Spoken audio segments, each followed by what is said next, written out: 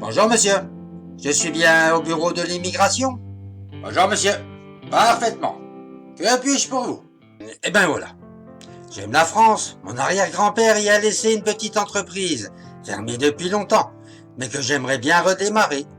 J'aimerais aussi, dès qu'elle sera rentable, pouvoir embaucher quelques-uns de mes anciens camarades. Mais il y a si longtemps que je ne connais plus les lois françaises que je compte sur votre amabilité pour combler mes lacunes et bien me renseigner. Oh, je vois que vous êtes parti depuis plus de 30 ans. Vous savez, la France a bien changé. Nous sommes maintenant un pays égalitaire. Nos ouvriers sont protégés de tout ce qui pourrait leur arriver. Et nous pouvons nous enorgueillir d'être à la pointe du progrès social. Tout ça c'est très bien. Mais mon problème reste entier. J'ai testé mes capacités et je peux faire 50 chaises de jardin par jour, ce qui me rapporte 100 €. Car je fais beaucoup d'heures.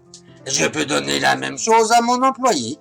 Mais vous savez que vous ne pouvez pas faire travailler quelqu'un plus de 7 heures par jour. Laissez-moi calculer.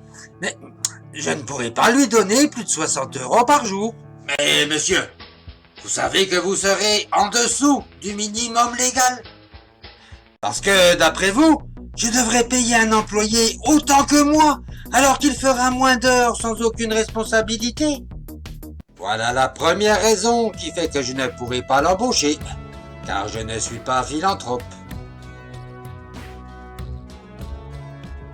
Mais je peux toujours lui donner ses 300 € à chaque fin de semaine, s'il a bien fait ses 5 jours de travail, car les comptes font les bons amis, et je ne veux pas d'histoire. Ah non, ça ne se passe plus comme ça.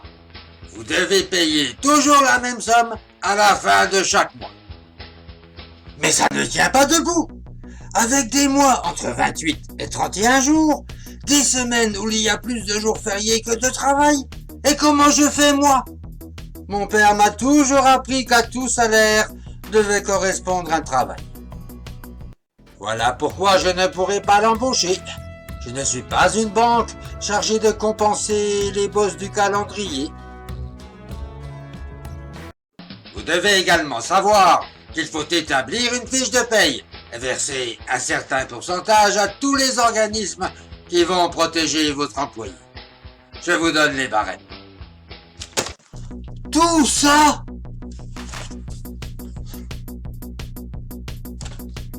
Et c'est moi qui dois le calculer? Mais combien de temps je vais y passer? Et si je calcule bien, c'est plus de la moitié de son salaire que je dois ponctionner. Il ne pourra pas vivre avec le peu qui va rester. Il vivra un peu moins bien, mais sera garanti sur tous les accidents de la vie, même son décès. Mais c'est complètement stupide.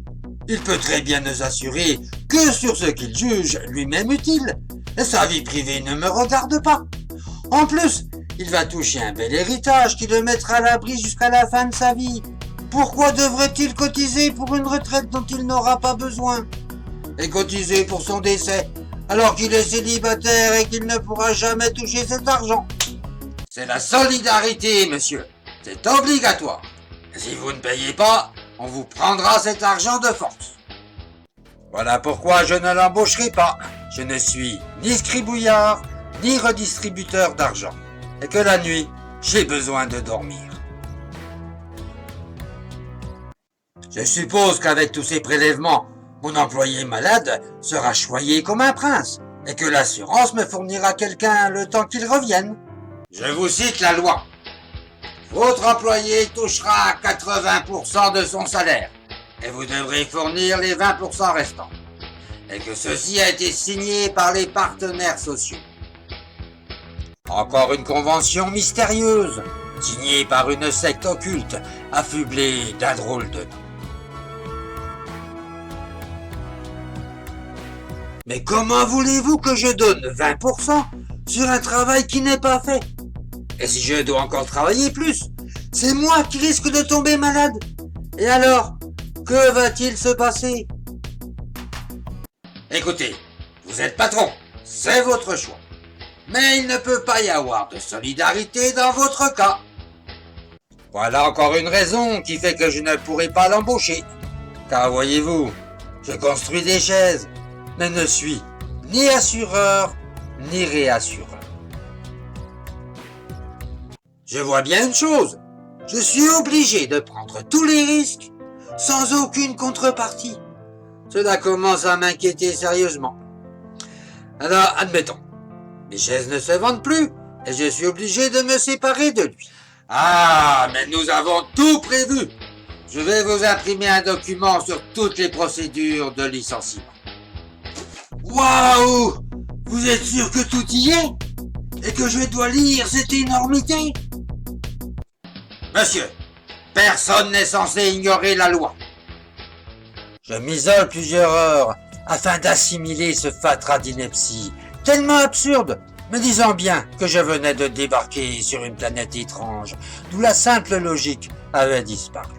Eh ben, je vous propose de me laisser réfléchir une bonne semaine. Je sais que vous êtes tellement habitués à ce manque de liberté et de logique, et qu'avec toute la propagande qui a suivi, vous ne réalisez plus les contraintes subies, autant pour les employeurs que les employés. Alors, la suite de cette histoire dans une semaine.